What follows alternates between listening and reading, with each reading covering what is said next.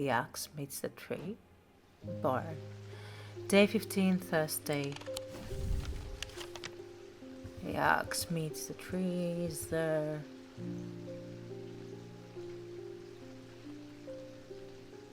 The quarry, the eye. Oh, Woodcutter's Lane and Pine Road. Alright. I am under the barn where the axe meets the tree. So, here. To the side of the house sits a dilapidated barn. The stench of manure is overpowering. There is no sign of an owner, so I search carefully, not sure exactly what I'm looking for. Suddenly, I spy a flash of blue. A bottle. This is it.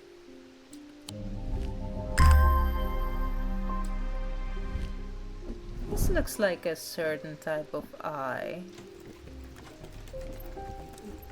It emits a turnic field. Alright.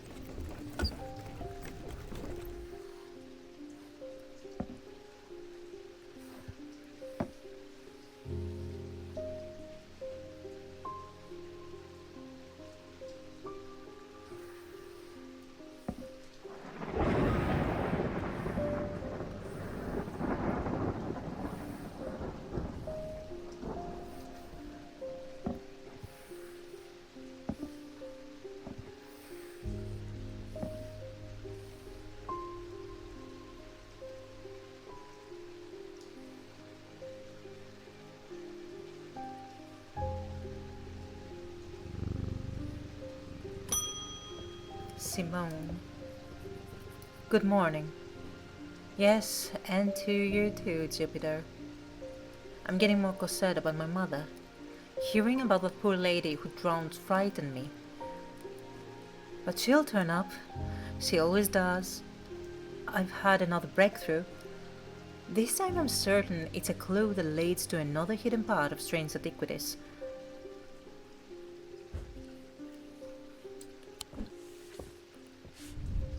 From the individual, a stone for dark purposes. From the celestial, a stone of the earth. From the diurnal, a stone of death. Alright. So it's gemstones. Stone for dark purposes. So, not obsidian. It's onyx? No, not you. The other book. A dark stone for dark purposes. Oh, it's a... Wait. Weixic of the body, yes. Dark stone for dark purposes. Bloodstone. It's not a onyx. Okay, stone from the individual. The individual? Was it the individual? Yeah, it was. And from the celestial, a stone of the earth. A jade. So a jade? Most probably.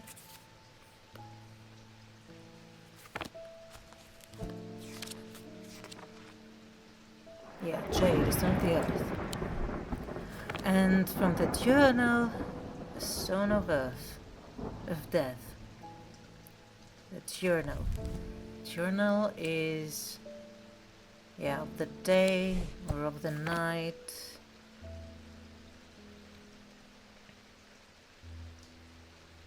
Stone of death.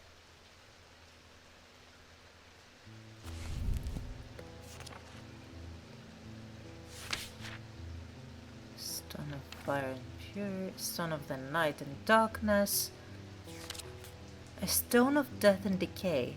It grows on iron coffins and waterlogged corpses. Vivianite. Noctic. Alright. I think I only have one here. Holgen Grim. That goes here then. And I need a jade. And another one I need is a stone for dark purposes. A bloodstone. Here.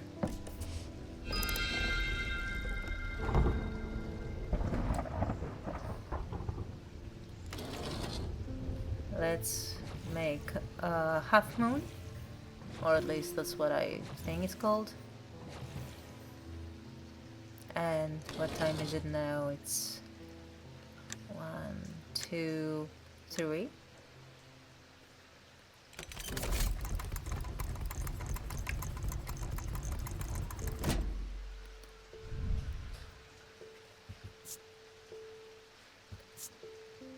It vibrates with energy. That's a lot of mind stone. Alright.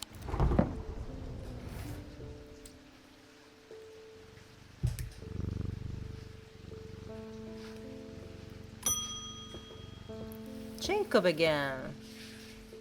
Thank you for the meter. I have seen into the yawning deep.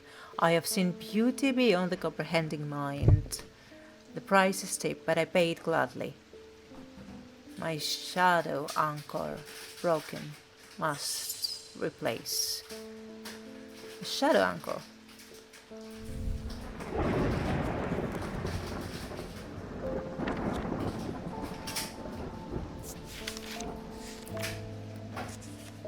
A shadow anchor is sometimes used in the practice of shadow casting, the art of projecting one's presence outside of the body. Without an anchor, minds have been known to become lost. Shadow anchor designs can vary greatly. Some prefer pendants, whereas others prefer to clutch a totem in their hands. Some make use of symbology, where others use gemstones. They will always produce a field from the individual brands, however. Wax or romantic. And a shadow. Wait. Some have pendants, others have totems, some use symbology.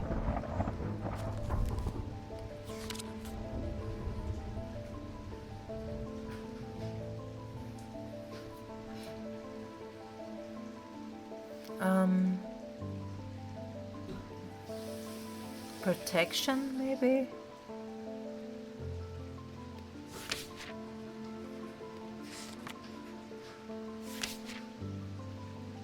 Protection from insanity, maybe? Could be.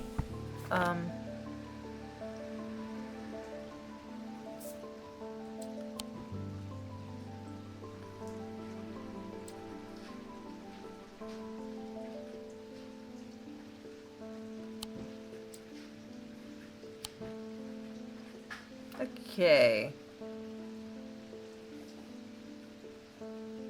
No, that's from the elements. These are elements, so it's not this one.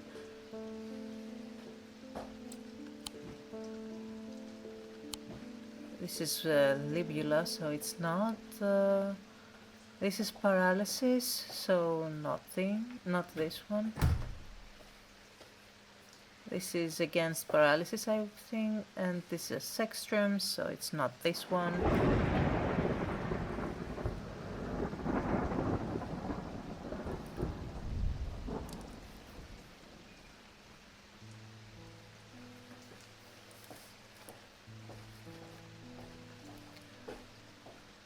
Blue gemstones. Some symbols here. It's silver and gold.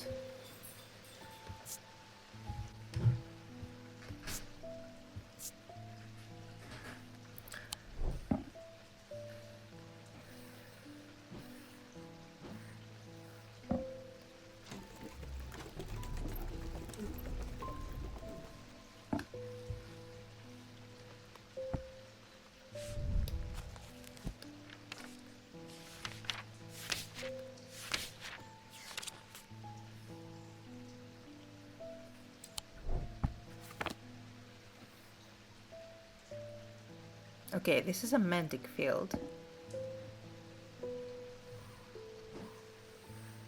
And it has blue gemstones. So blue gemstones are mantic, An anchor between body and mind. Why did I not see this sooner? 3 of those to do it. And then silver and gold, the moon and the sun. Celestial objects, celestial metals. The kyanite gemstones point out the fact that this item anchors the mind. It produces a magnetic field from the individual branch, so yeah.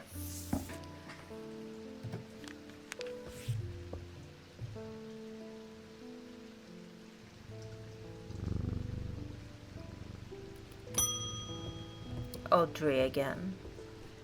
You have shown yourself to be a useful ally in these worrisome times. Keep one eye on the lake in the coming days. When blackened eyes seek the casket and waters turn to midnight, perform the sacrament and have faith in Holga.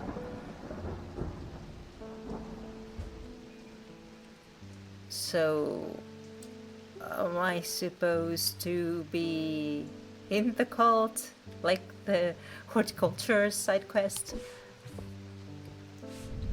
The sacrament is a baptism ceremony in which one's life is pledged to the warrior god, Holgar. It is performed by a blood priest within a stone circle. In spring, a charm of green growth. In summer, a pendant of the yellow sun. In autumn, an instrument of the red night. In winter, a totem of blue fire. Oh, a charm of green growth. Pendant of the yellow sun.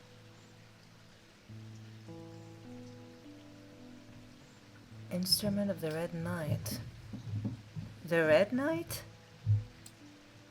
And the blue fire? Let's check this out. So what is the red night? What is the red night? Do I have anything like that? Or the blue fire?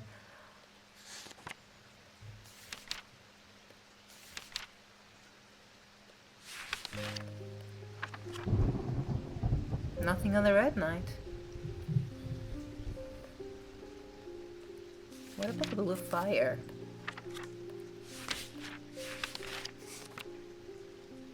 Nothing on the blue fire. Oh! Oh. I see. A totem of blue fire is the one that makes the light blue. So it's the successor. And a charm of green growth is the one that helps the plants, which is the Scythian charm. And then a pendant of the yellow sun is the sunbond, and in autumn an instrument of the red night. What is the red night? What is the red night? What if I find anything on Holgar? Holgar.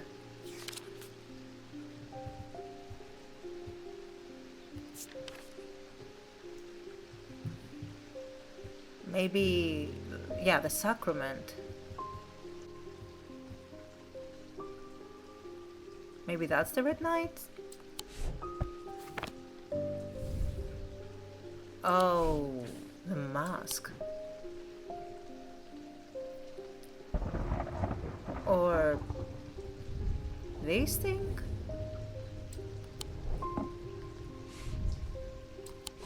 Alright.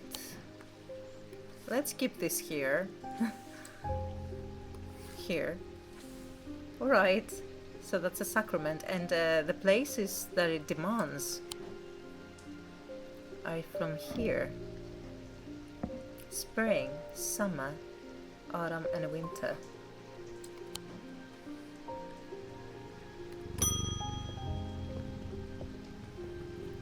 I'm afraid this letter was sorted incorrectly and has ended up doing a round trip to Kendall and back.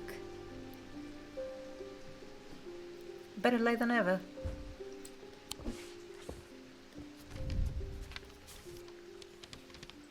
I have spent a long time looking for an object that is believed to have been lost somewhere in the catacombs. The adventurer in thaumaturgy, Marwen, left a trail to her hidden stash, or so the story goes. I followed it as far as the ossuary of the damned, a chilling, bone-filled alcove curved in a natural chamber in the upper levels, but it seems your markings have been worn away by time after that. I pass on this story to you in the hope that you can succeed where I have failed. Your friend, Barton.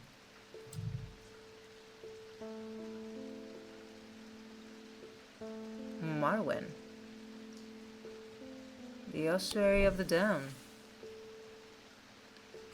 Let's see. Do I have anything on Marwen?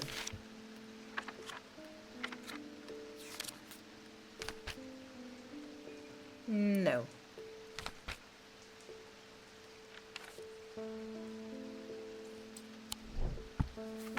But if I go to the catacombs, the ossuary of the damned. My English is not that good, but I would believe that this is a place where a lot of dead souls are. So that could be this one. I am able to follow Marwen's trail for a while, but the curved markings are faded and worn by centuries of weathering. By the time I reach the ossuary, I can no longer make them out at all. Fortunately, I've always wanted an excuse to use a Carrick's candle. A candle? Yeah, I remember. I have this. And this is a it has wax and fire on it, so it is a candle in the thaumaturgist sense. Thaumic sense. Symbol of flame rendered above, symbol of wax depicting a candle. Stalagmites retreat under the light of the candle as I hold it aloft and search for shifting rock walls for any signs of Marwen's trail. Suddenly, I see it. An M etched in the rock, as clear as if it has been curved yesterday. I follow the trail in an excited hurry, tripping and stumbling as the candle is towards the height of the floor, until I come to its end, at a small boulder. Rolling the rock to one side, I reach behind it and reclaim Marwen's lost treasure.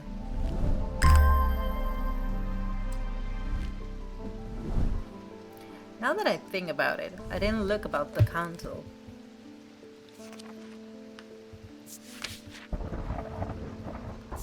Which says that these items produce invisible light that peels back the years, allowing a glimpse into the past. The effect is often murky and blurred, but it works passably on stationary objects. They are marked by a depiction of a candle upon their surface. Yeah. So what's that? It's made of tin. It's somewhat cool. And it gives me goosebumps. So you go over here.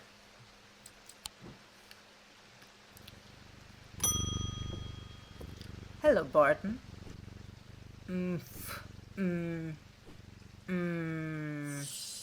So he cannot talk. He is cursed.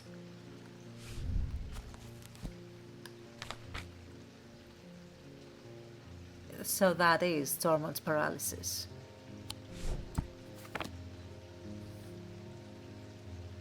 I don't remember what's for Tormund's paralysis. Let's check again.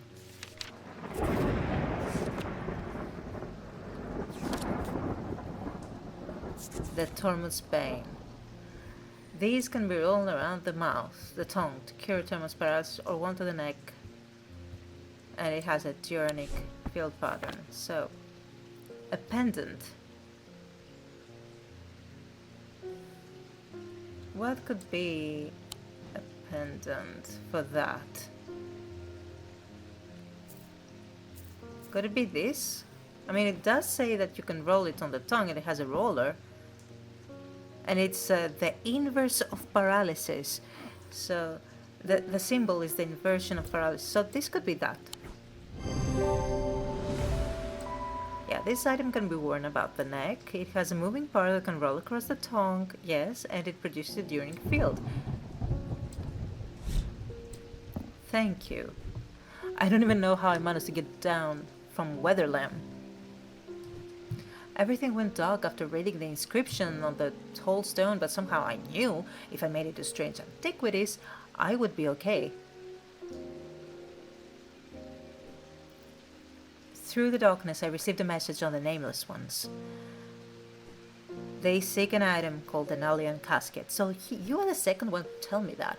If we give it to them, they promise to free those it has infected. I don't think we have a choice.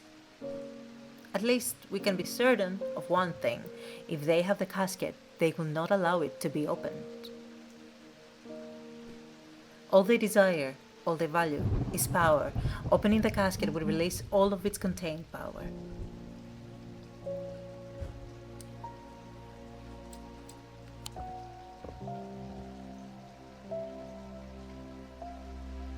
So, that's good.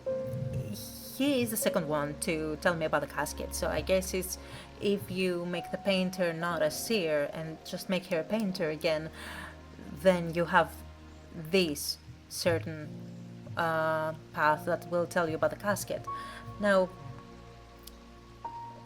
that casket, we already have two ways that we can use the informations we have. One is to make the sacrament, which I don't understand what it does, maybe opening the casket. And then the second one is returning it to the nameless gods. Or maybe that's what the sacrament does.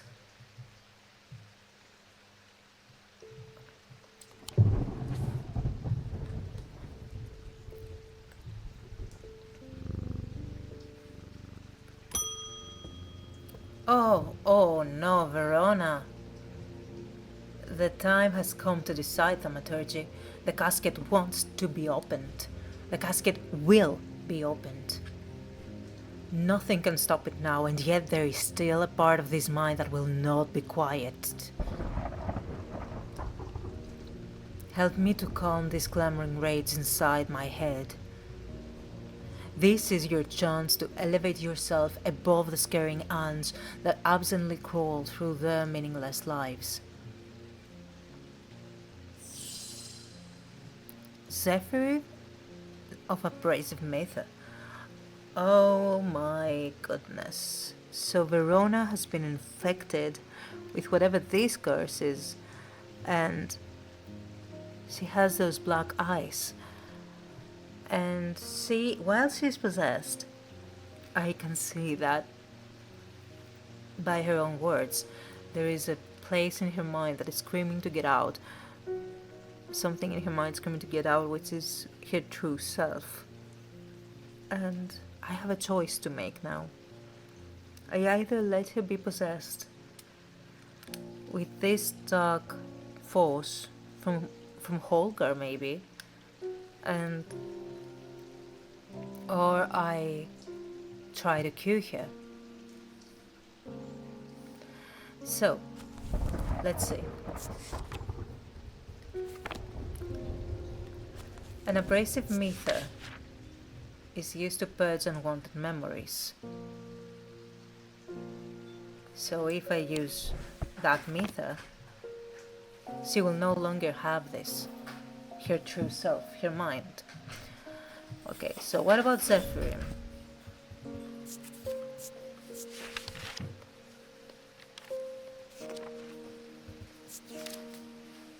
Resonant objects give off a faint odor that will be familiar with any thaumaturgy. It is the scent of the storm, of ozone and power, the scent of magic. When these vapors are inhaled deeply, they can unlock deep wells of anger and channel them into a powerful maelstrom.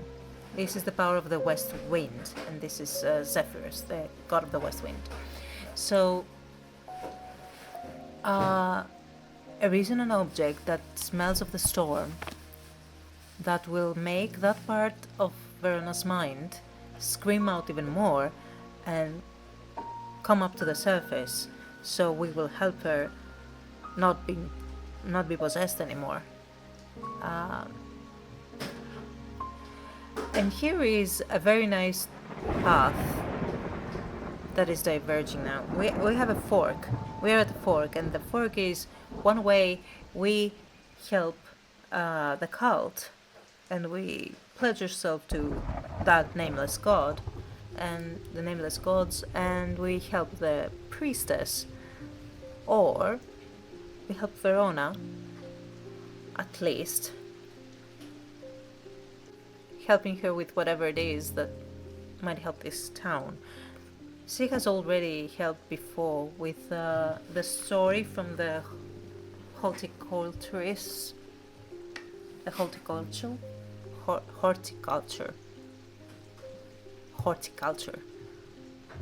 Which is the culture of horto, which is plants. Yeah, makes sense. So, Zephyrim. Something that is resonant, so I need... Yeah, that's not a Zephyrim. That's not a Zephyrim either.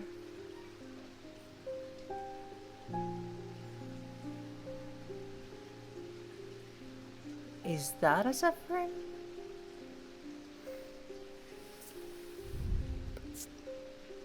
No, it doesn't smell of anything. A feeling of disquiet lances through my body. Alright. And what else? What else? Is there any other resonant object? Oh. Well, hello. It gives off a scent like that of a brewing storm. So that's it. That's the one. Should I give that?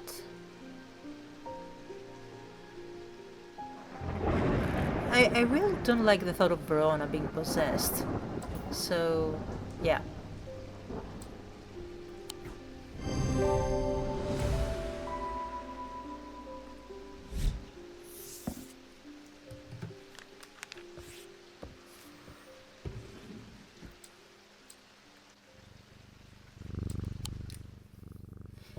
End of day 15.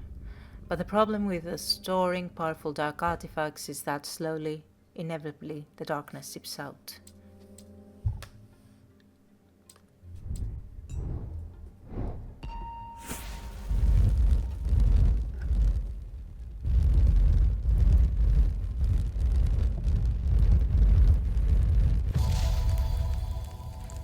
A yarn?